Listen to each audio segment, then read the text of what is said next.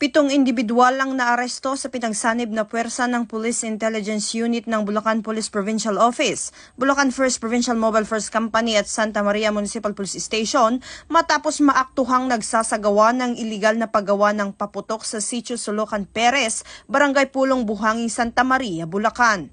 Kinilala ni Police Lieutenant Colonel Razel Dennis Iriburiano, hepe ng Provincial Intelligence Unit, ang mga sospek na sina alias Peter, si Hila, Jeff Nold, Ann, Mary at Lynn, nasamsam mula sa lugar ng operasyon ng iba't ibang uri ng iligal na ginagawang paputok, kabilang ang mga tinatawag na 5-star, gayon din ang mga kagamitan na ginagamit sa paggawa nito. Tinatayang aabot sa humigit kumulang 20,000 pesos ang kabuuang halaga ng mga nakumpiskang paputok at materyales.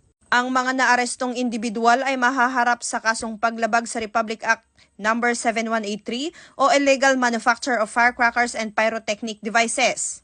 Ayon kay Police Colonel Angel L. Garciliano, Provincial Director ng Bulacan Police Provincial Office, patuloy ang mas pinaigting na operasyon ng kapulisan laban sa iligal na paggawa at pagbebenta ng paputok bilang bahagi ng paghahanda para sa ligtas at maayos na pagdiriwang ng nalalapit na bagong taon. Hindi titigil ang Bulacan PNP sa pagsugpo sa mga iligal na aktibidad na naglalagay sa panganib sa buhay at kaligtasan ng ating mga kababayan. Pahayag ni Picol Garciliano. Patuloy naman ang paalala ng pulisya sa publiko na iwasan ang paggamit ng iligal na paputok at makipagtulungan sa mga otoridad sa pamamagitan ng pag-uulat ng anumang kahina-hinalang aktibidad sa kanilang komunidad.